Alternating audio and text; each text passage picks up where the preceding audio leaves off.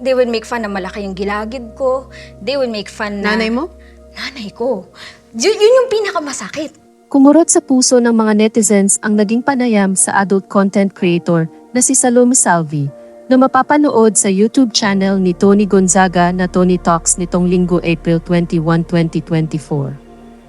Unang nakilala si Salome sa paggawa ng mga adult contents at ngayon ay napapanood na siya sa telebisyon sa ilang pelikula ng Viva Max at Black Raider ng GMA Network.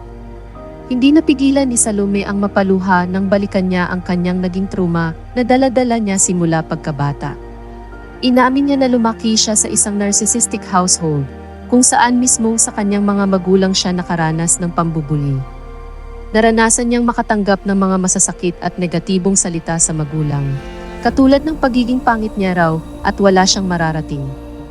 Maging ang mga desisyon niya sa buhay ay sinasabi ng kanyang mga magulang na mali at hindi raw nito alam ang makabubuti sa kanyang sarili.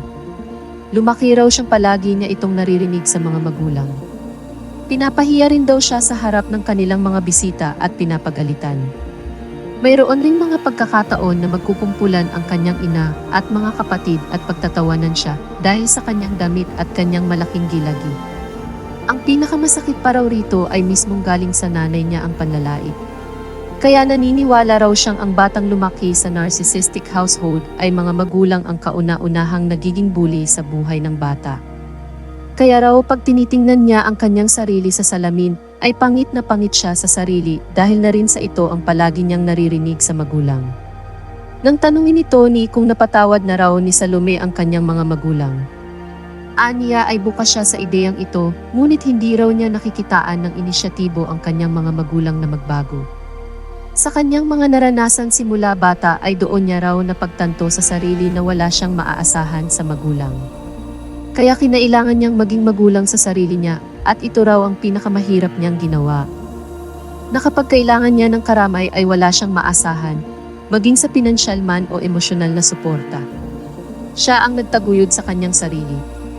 Kaya palagi niyang iniisip na kailangan pag-igihan niya ang kanyang mga ginagawa para sa kanyang kinabukasan. Dagdag pa niya ay mayroong nakapagsabi sa kanya na nakakalungkot na kinailangan pa niyang pagdaanan na pumasok sa paggawa ng mga adult content at kinailangan niyang baguhin ang sarili upang maging si Salome para lang mapatunayan sa kanyang sarili na mali ang sinabi ng kanyang mga magulang sa kanya noon na siya ay pangit. Kung mayroon man siyang mensahe para sa batang si Salome noon, anya ay magiging okay ang lahat at matutupad nito ang kanyang mga pangarap. Lahat ng atensyon na ninanais niya noon ay makukuha niya. Maging ang pagmamahal na hindi niya naranasan sa kanyang mga magulang ay makukuha niya sa ibang tao at sa kanyang sarili.